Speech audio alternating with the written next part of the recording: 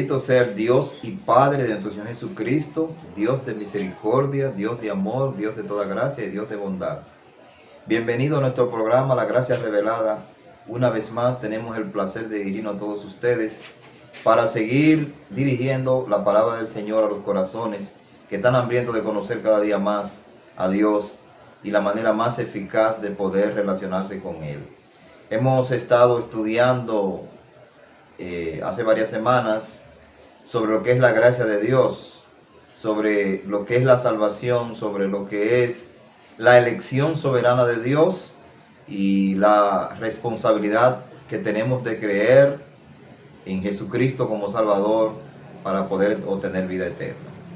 Hoy vamos a ver bíblicamente cómo Dios preserva a los que Él ha llamado a su camino. O sea, podríamos llamar este tema la perseverancia de los santos, pero haciendo la salvedad de que es Dios quien lo preserva. Es decir, podemos perseverar creyendo en Dios, perseveramos creyendo en Dios, perseveramos creciendo en el conocimiento de Dios, perseveramos buscando agradar a Dios por la razón de que Él a través de su poder nos hace perseverar. Por eso toda la gloria y toda la honra sea para nuestro Dios. Cuando nosotros leemos el Antiguo Testamento, nosotros encontramos muchas veces que Dios, por medio de Moisés, le dijo al pueblo que si violaba ciertas leyes, iban a ser cortados. Por ejemplo, si una persona blasfemaba, iba a ser cortado de su pueblo. Si una persona cometía adulterio, debía ser cortado de su pueblo.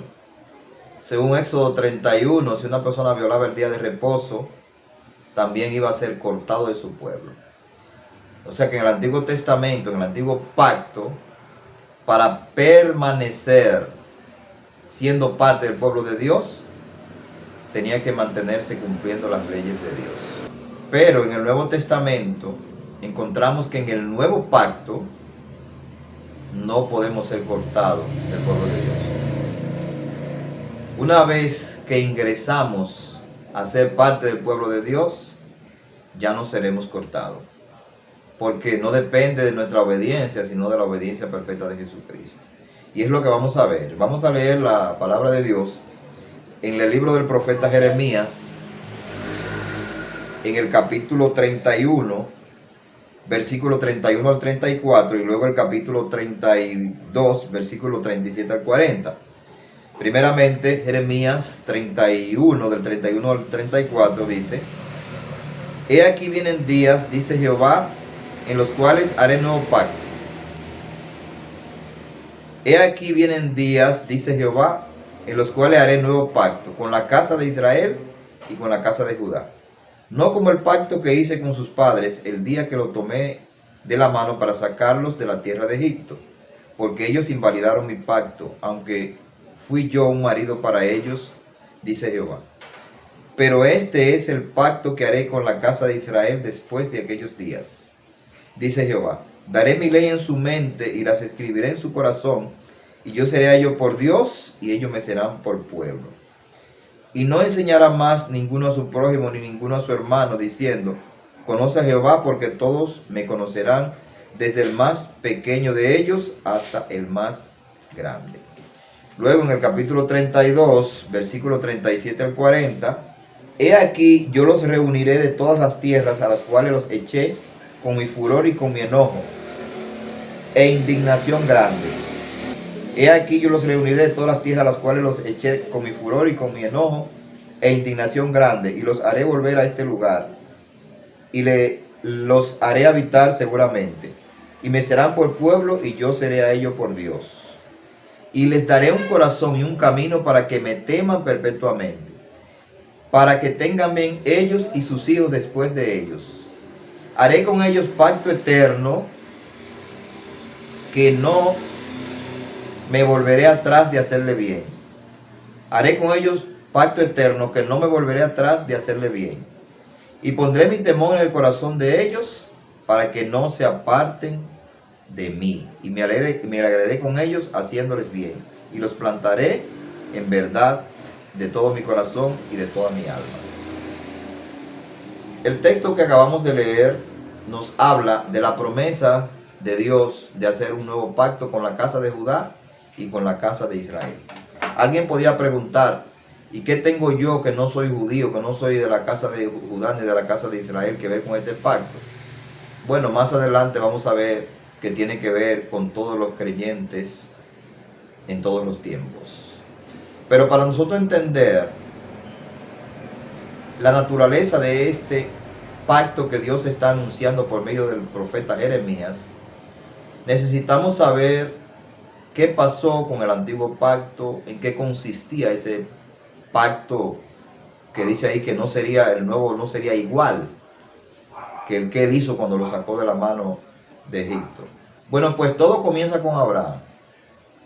Dios le hizo unas promesas a Abraham. Podemos decir que 4 promesas principales Dios le hizo a Abraham. Le hizo la promesa de darle un hijo. Abraham era avanzado en edad y su mujer era estéril y era riquísimo y no tenía heredero, y Dios le prometió darle un hijo. Ese hijo fue Isaac. Dios le prometió darle no solo un hijo, sino una descendencia que sería numerosa. Y esa descendencia eran los hijos de Israel, o sea, los hebreos, los judíos. Dios le prometió darle también una tierra, y era la tierra de Canaán, a la cual ellos debían ir. Por eso lo sacó de la esclavitud que tenían bajo Faraón para llevarlo a una tierra, a la tierra de Canaán, que sería la tierra que le daría en posesión a ellos. Y Dios también le prometió a Abraham hacer de él una bendición para todas las naciones. Entonces, para cumplir esas promesas que Dios le hizo a Abraham, entonces sacó a Israel de la tierra de Egipto de servidumbre. Veamos que Dios, en el libro de Éxodo, capítulo 19, después de haberlo sacado de Egipto, Dios lo llevó al monte Sinaí, y ahí él entró en pacto con ellos. A partir de ese momento ellos serían su pueblo.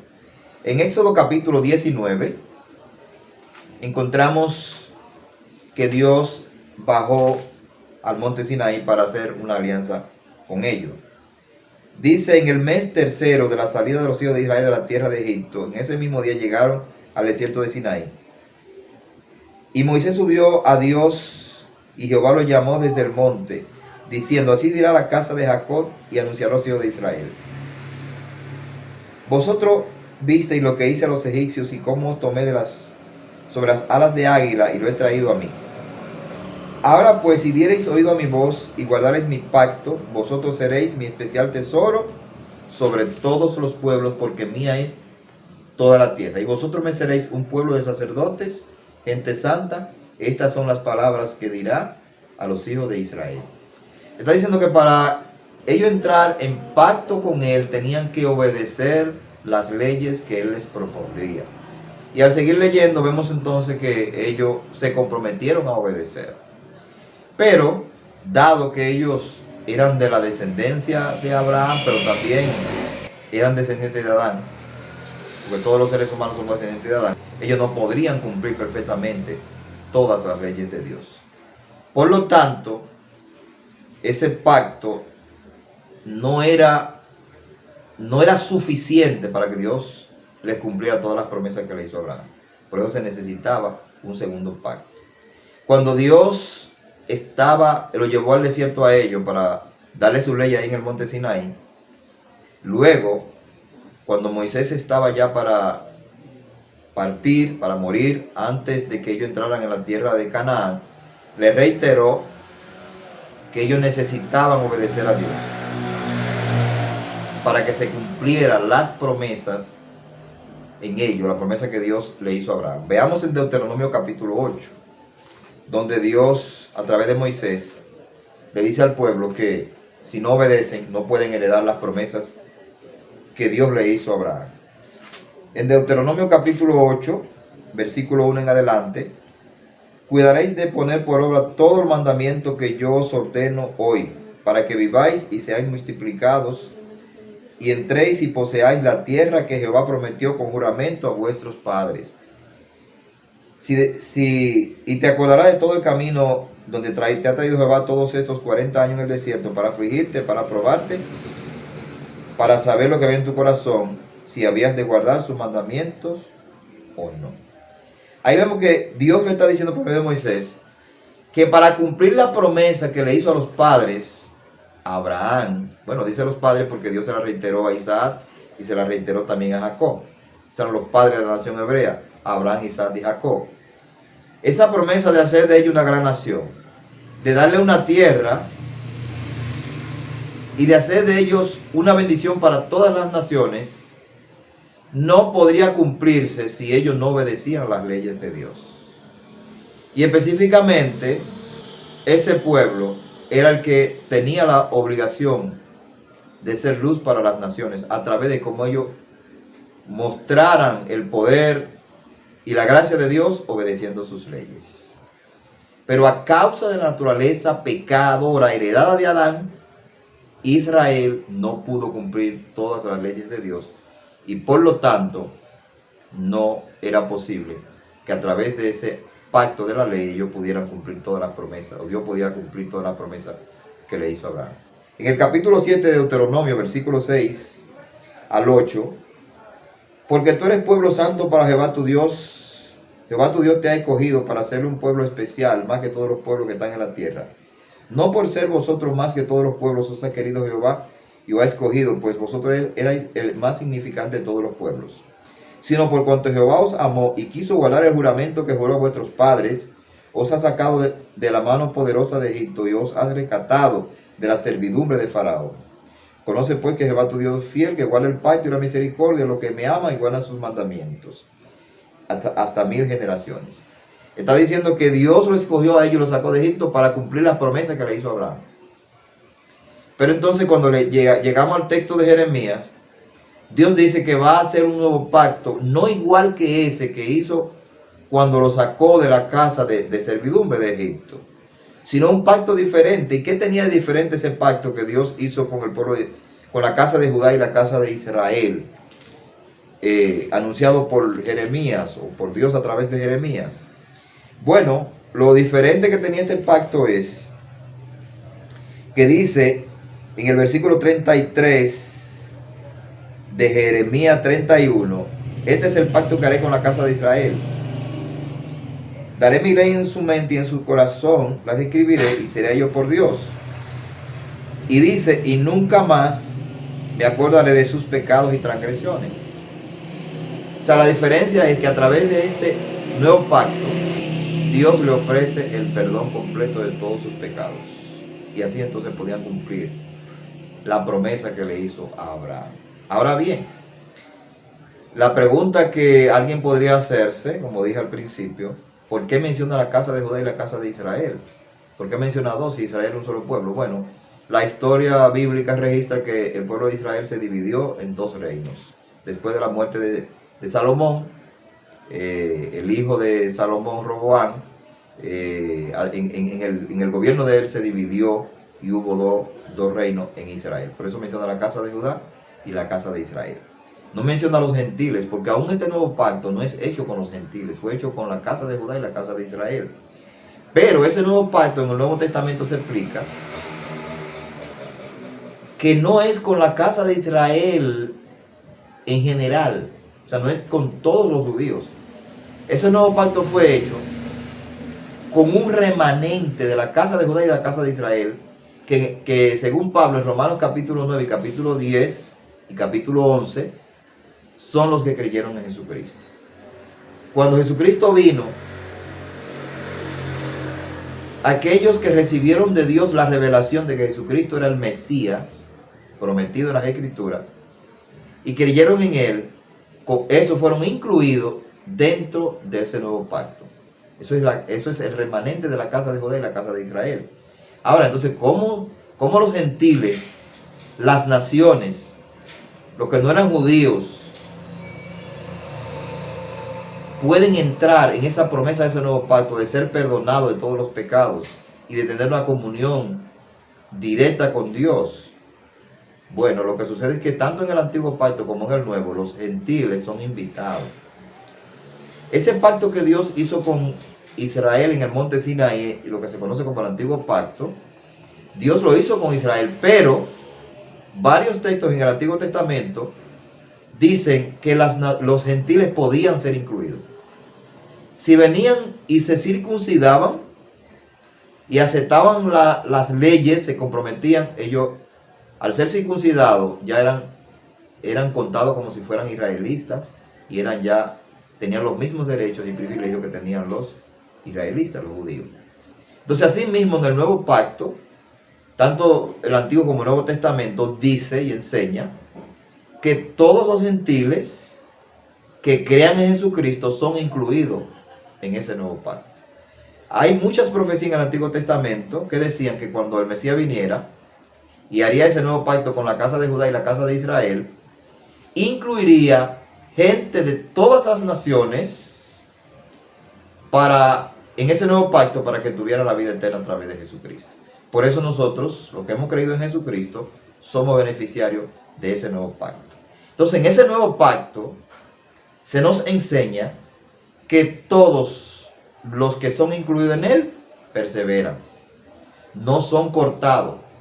No se dice como se decía en el antiguo pacto que eran cortados. En ese nuevo pacto, según las escrituras, es que se cumplen las promesas que Dios le hizo a Abraham. O sea, podemos decirlo de esta manera: las promesas que Dios le hizo a Abraham, podemos verla en dos direcciones. Podemos ver la promesa en el sentido material, con el pueblo de Israel, el hijo Isaac, la descendencia de los hijos de Israel, la tierra de Canaán, y a través de obedecer las leyes, ellos iban a ser un pueblo que iba a ser de bendición para todas las naciones.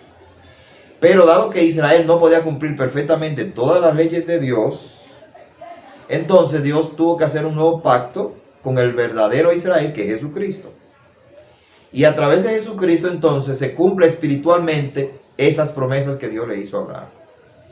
Dios le prometió a Abraham un hijo, Isaac, pero espiritualmente el hijo de Abraham es Jesucristo. Dios le prometió a Abraham una descendencia, los hijos de Israel, pero espiritualmente son todos los que han creído en Jesucristo. Dios le prometió a Abraham una tierra, pero según Hebreos capítulo 11, versículo 11 en adelante hasta el 16, dice que a Abraham se le reveló que Dios le tenía preparado una ciudad en el cielo. Es decir, que esa tierra de Canaán no abarcaba el cumplimiento total de la promesa, sino que la promesa también tenía un sentido espiritual de una ciudad celestial, el reino de los cielos. Y Dios le prometió a Abraham hacer de él una bendición a todas las naciones. Bueno, pues eso se cumple a través de Jesucristo, porque Jesucristo es el que es un pacto de Dios para todas las naciones. Veamos lo que Dios dijo a través del profeta Isaías en el capítulo 49 acerca de Jesucristo. O más bien, vamos a leer, lo dice en el 49, pero en el capítulo 42, versículo 6, yo Jehová te he llamado en justicia, te sostendré por la mano, te guardaré, yo te pondré por pacto al pueblo y por luz de las naciones. Está hablando de Jesucristo. Está hablando de Jesucristo. ¿Por qué? En el versículo 1 dice: aquí mi siervo, yo le sostendré, mi escogido, en quien mi alma tiene contentamiento. He puesto sobre él mi espíritu y él traerá juicio a las naciones. Y cuando leemos Mateo capítulo 12, se cita ese texto en referencia a Jesucristo. Así que Jesucristo es el que cumple realmente las promesas que Dios le hizo a Abraham, de ser una luz a las naciones, de tener un pueblo especial de reyes y sacerdotes en la tierra y de darle una ciudad celestial a los que creen en Jesucristo. Ahora, ese nuevo pacto, según Jeremías capítulo 32, lleva incluido la perseverancia de los que entran en él. Es decir, Dios se compromete a tratar con nosotros para que no lo abandonemos.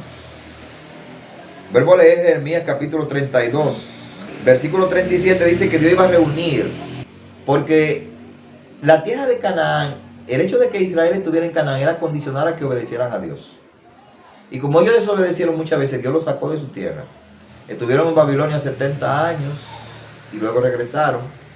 Y las otras 10 tribus del norte estuvieron en Asiria y no regresaron en su totalidad, sino solo un remanente. Entonces le dice que lo iba a reunir. Y en el 38 dice, me serán por pueblo y yo seré ellos por Dios. Y les daré un corazón y un camino para que me teman perpetuamente, para que tengan bien ellos y sus hijos después de ellos. Y haré con ellos pacto eterno, que no me volveré atrás de hacerle bien. Y pondré mi temor en el corazón de ellos para que no se aparten de mí. Bíblicamente, la gente habla de cristianos descarriados, pero bíblicamente eso no existe. No hay cristianos que abandonan a Dios. Si una persona dice que es cristiano, que fue cristiano y que abandonó a Dios, no fue cristiano, no fue incluido en ese nuevo pacto. No tuvo la revelación real del Mesías. No fue una conversión obrada por el Espíritu Santo. Fueron sus emociones, fueron sus necesidades, o no sé qué cosa lo llevó a tomar una decisión, pero que no fue una decisión real del corazón. Porque aquí Dios promete que en el nuevo pacto pondré mi temor en el corazón de ellos para que no se aparten de mí. Y en el libro de los Proverbios, capítulo 16, versículo 6 dice, con el temor de Jehová los hombres se apartan del mal. Entonces Dios quiere un pueblo, le prometió a Abraham un pueblo que sería un pueblo santo, que llenaría toda la tierra. Entonces Dios se compromete Él mismo a poner su temor en el corazón de nosotros, para que no nos apartemos de Él. Cuando Israel se encontró con Dios en el monte Sinaí, ellos tuvieron un temor, pero fue un temor externo, porque oyeron la voz de Dios, oyeron los truenos, los relámpagos y todo lo que sucedió en el monte Sinaí, pero el temor no penetró en su corazón. Pero en el nuevo pacto se promete que Dios pondría su temor en el corazón para que no nos apartemos de Él. O sea que el cristiano persevera. Y Jesús dice que el cristiano persevera porque está en las manos de su Padre. En Juan capítulo 10, Jesucristo dijo, versículos 27 al 30, mis ovejas oyen mi voz y yo la conozco y me siguen, y yo le doy vida eterna y no perecerán jamás. Nadie las arrebatará de la mano de mi Padre. Mi Padre que me la dio es mayor que todo, y nadie la puede arrebatar de la mano de mi Padre, y yo y el Padre uno somos. Ahí está prometiendo seguridad. O sea, Dios nos preserva salvos y nos preserva creyendo en Él. No hay cristianos que creían y después dejaron de creer. No creían realmente. La Escritura dice también en 1 de Juan capítulo 2, versículo 19, que los que abandonan la fe no tenían la fe real, auténtica que dice la Escritura, que dice la Biblia.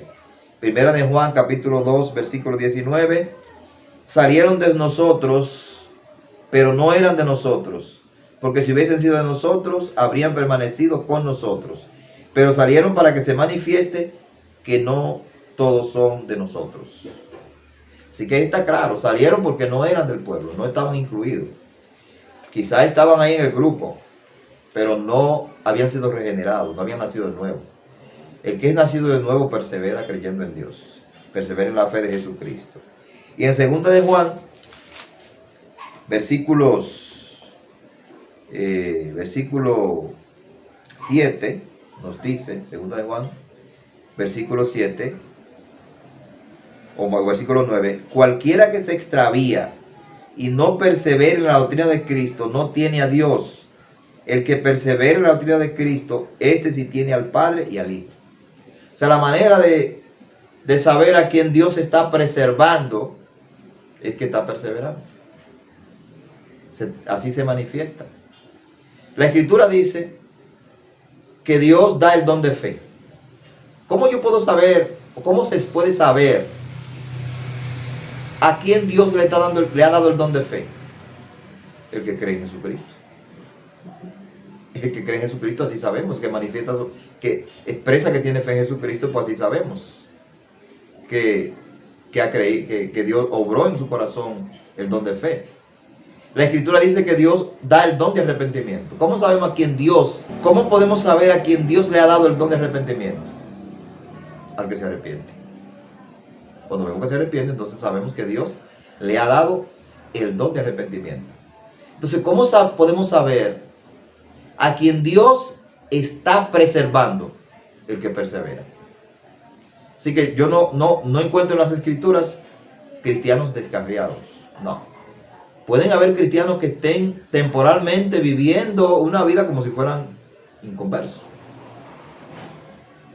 Y Dios entonces tiene sus mecanismos de disciplina, de corrección, para enderezarlo.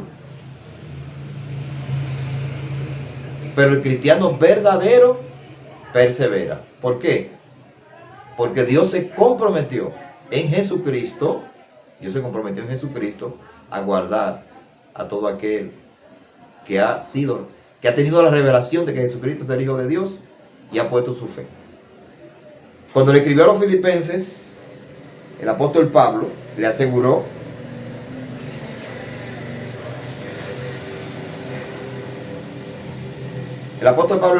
a los filipenses que Dios había comenzado una obra en ellos y que la completaría. Filipenses capítulo 1 versículo 6. Estando persuadido de esto, que el que comenzó en vosotros la buena obra la perfeccionará hasta el día de Jesucristo. Entonces, hasta el día de Jesucristo se le prometió a los filipenses que esa obra se iba a perfeccionar. Es decir, Dios comenzó la obra y la va a completar. Dios no deja la obra a media. Dios se comprometió a salvar a los que crean en Jesucristo. Todas las personas que son incluidas en este nuevo pacto, que son beneficiados, que son perdonados, que son regenerados, que son transformados, van a llegar al cielo. No hay nada que se lo pueda impedir. Porque la Escritura así lo dice. En Romanos capítulo 8 nos dice lo siguiente. Versículos, vamos a leerlo del 31 en adelante. ¿Qué pues diremos a esto? Si Dios es por nosotros, ¿quién contra nosotros? El que no escatimó en su propio Hijo, sino que lo entregó por todos nosotros, ¿cómo no nos dará con él también todas las cosas? ¿Quién acusará a los escogidos de Dios si Dios es el que los justifica? ¿Quién es el que condenará si Cristo es el que murió? Más aún el que también resucitó y que además está a la diestra de Dios y intercede por nosotros. ¿Quién nos separará del amor de Cristo? Tribulación, angustia, persecución o hambre, desnudez o peligro o espada, como está escrito. Por causa de ti somos muertos todo el tiempo, somos montados como ovejas de matadero. Antes, en todas estas cosas somos más que vencedores por medio de aquel que nos amó. Por lo cual estoy seguro de que ni la muerte, ni la vida, ni ángeles, ni principados, ni potestades, ni lo presente, ni lo porvenir, ni lo alto, ni lo profundo, ni ninguna otra cosa creada nos podrá separar del amor de Dios. Ni lo alto, ni lo profundo, ni ninguna otra cosa creada nos podrá separar del amor de Dios, que es en Cristo Jesús, Señor nuestro. Ahí dice que no hay nada que nos pueda separar. Dice, ¿quién acusará a los escogidos de Dios? Si Dios es el que los justifica. Si ya Dios dijo que son limpios por la sangre de su Hijo, ¿puede una persona decir no son limpios porque han cometido pecado? El juez, el más grande, después que el juez da una sentencia, dice que ya ese imputado es inocente, no hay manera de que lo condenen porque ya la autoridad máxima dijo que es inocente. Y aunque sea culpable ya no lo pueden condenar. Usted me dirá, bueno, sí, porque pueden apelar. Sí, pero en el cielo no hay, pero con Dios no hay apelación. Porque Dios es la autoridad máxima. Así como cuando en la Suprema Corte de Justicia ya se da el veredicto final, ya no hay más apelación, pues con Dios ya no hay más apelación. Si Dios dijo que esa persona es inocente, ya, ¿dónde ir para condenarlo? Ahora, es inocente no porque no haya pecado.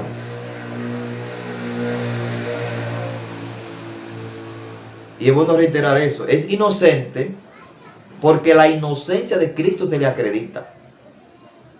Porque Cristo es el cumplimiento de todo. Dijimos que Israel no pudo cumplir las promesas que Dios le hizo a Abraham porque no pudo cumplir las leyes, pero Cristo sí la cumplió. Entonces, como Cristo la cumplió, la promesa que Dios le hizo a Abraham se cumple en Jesucristo. Cristo es el heredero de Abraham.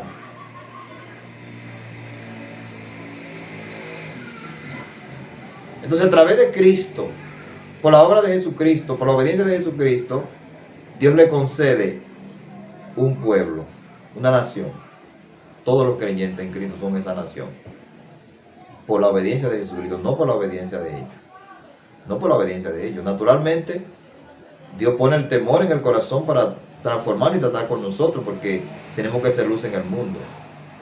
Pero lo que me hace estar bien ante los ojos de Dios no es la obra que yo hago, sino la obra que Jesucristo hizo. Dice la Escritura en 2 Corintios, capítulo 5, 19 al 21, que Dios estaba en Cristo, reconciliando al mundo consigo mismo, no tomándole en cuenta a los hombres sus pecados. O sea, eso es lo que Dios hace a través de Jesucristo, que mis pecados no me lo tome en cuenta. Para salvación no. Entonces mi pecado no me puede hacer perder. El pecado de ningún creyente lo puede hacer perder, porque Dios no lo toma en cuenta. ¿Por qué? Porque ya lo pagó en Jesucristo. Dios no puede cobrarme a mí ya lo que le cobró a su Hijo.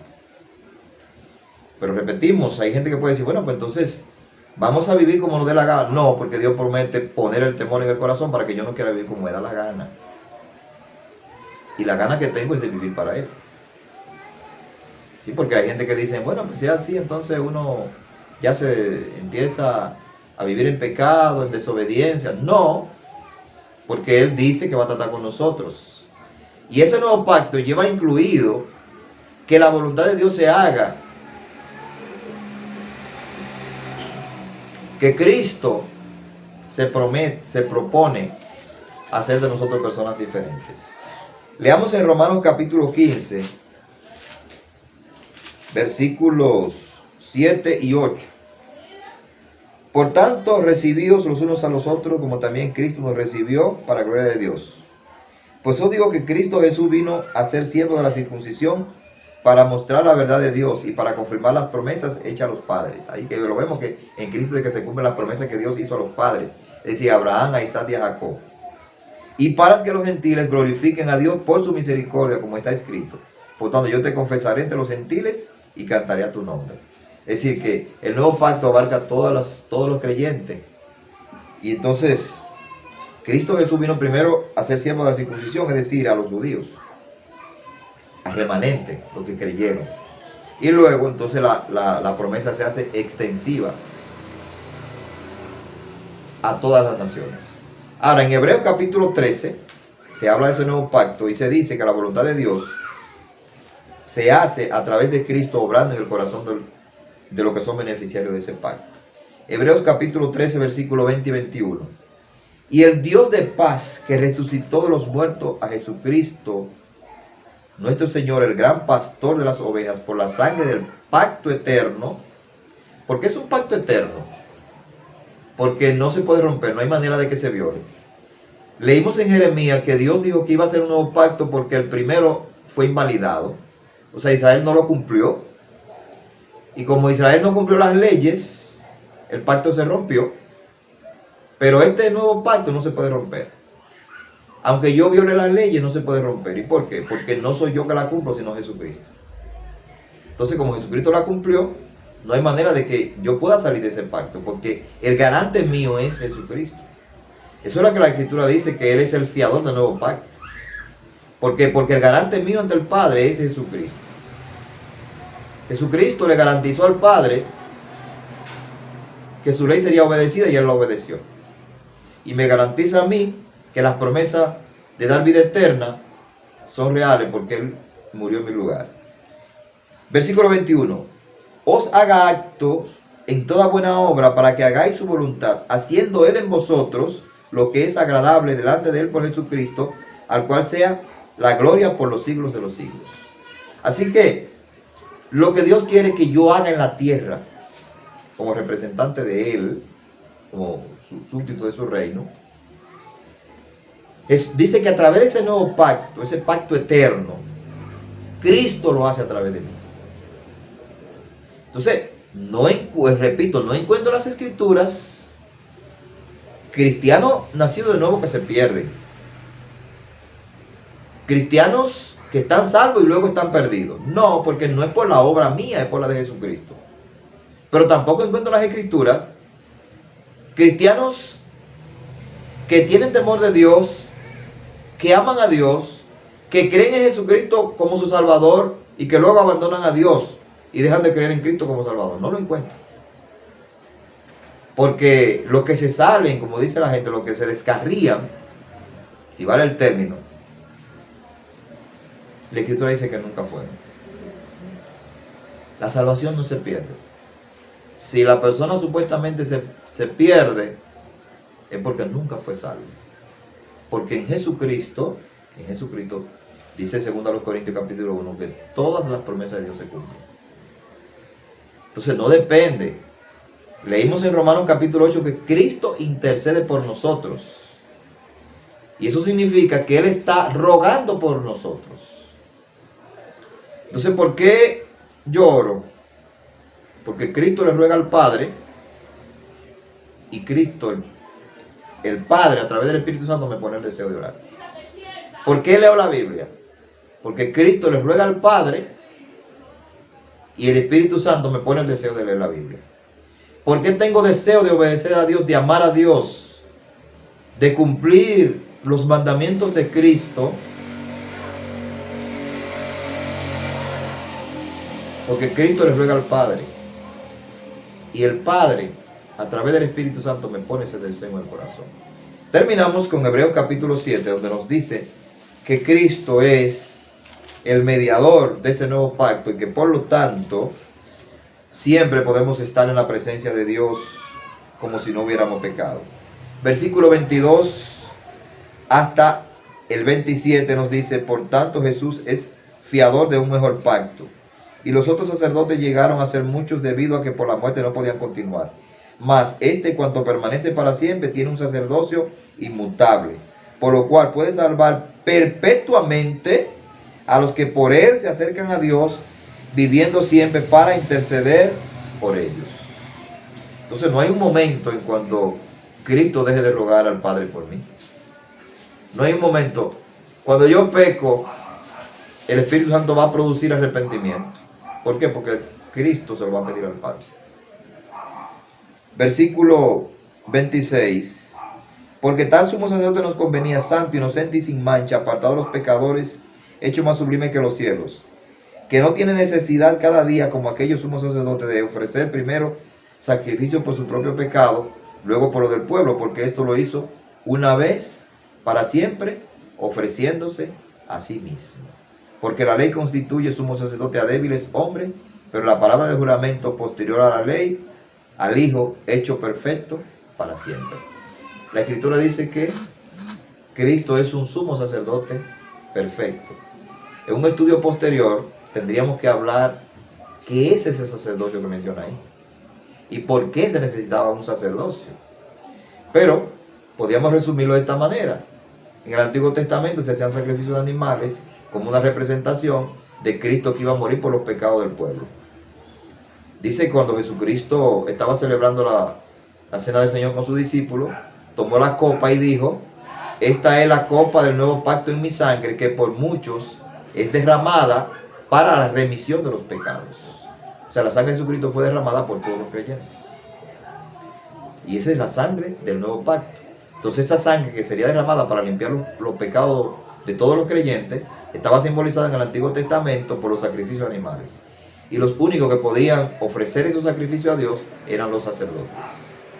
Entonces, el verdadero sacerdote del nuevo pacto es Jesucristo, el cual le ofrece a Dios su sacrificio para perdón de todos los que creen.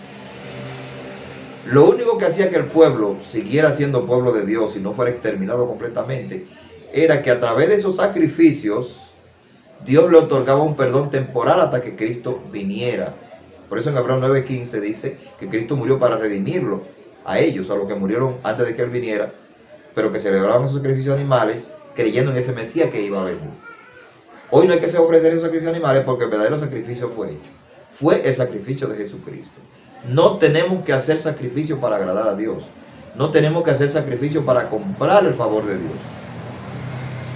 El sacrificio que agrada a Dios fue el sacrificio de Jesucristo. Y Él, como un sumo sacerdote, continuamente está delante del Padre, presentándole al Padre, rogándole al Padre para que me perdonen por la muerte de Él. Así que no hay manera de que un cristiano lavado con la sangre de Jesucristo pueda perder su salvación. Pero tampoco hay manera de que pueda dejar de creer en Dios y de perseverar en el temor de Dios y seguir el camino de Dios. No hay cristianos que se descarrían porque Cristo a lo que llama lo hace perseverar. La Escritura dice que a lo que Él conoció de antemano lo predestinó, y a lo que predestinó a esto llamó, y a lo que llamó a esto justificó, y a lo que justificó a esto lo glorificó.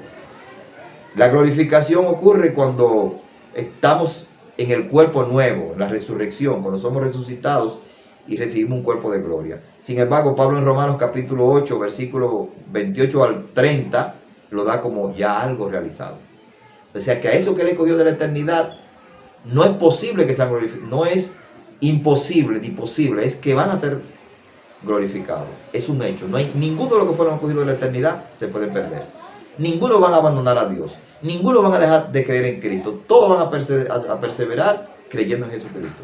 Así que mi amigo y hermano que me escucha, si en tu corazón tiene la convicción de que Jesucristo es el único Salvador, que Jesucristo es el remedio para el pecado, que a través de su muerte eres perdonado y eres recibido en la familia de Dios para formar parte de esa gran nación que Dios le prometió a Abraham. Si tú crees eso, decídete a seguir a Jesucristo. Decídete a convertirte a Jesucristo sabiendo que Él te va a ayudar a perseverar. Porque hay mucha gente que dicen, yo no me convierto porque yo no quiero, cuando me convierta yo quiero hacerlo seguro de que no voy a volver atrás. Bueno, la seguridad no está en ti. La seguridad no está en mí. La seguridad está en aquel que dijo que Él iba a poner su temor en nuestro corazón para que no nos apartemos de Él. El que va a hacer que tú no te apartes de Él es Dios a través de su Espíritu Santo. Cuando te conviertes en Jesucristo, el Espíritu Santo viene a morar dentro de ti para hacerte perseverar en el camino de Dios.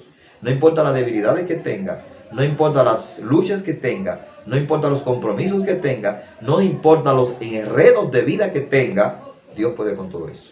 Y a través de la intersección permanente de Jesucristo en el santuario celestial, rogando por lo que han creído en Él, puede perseverar y seguro que tendrá la vida eterna. Que la gracia del Señor Jesucristo, el amor de Dios el Padre y la comunión del Espíritu Santo puedan estar con cada uno de los hermanos que han tenido la gentileza de sintonizarnos, y les esperamos en un próximo programa. Bendición y gracias a todos.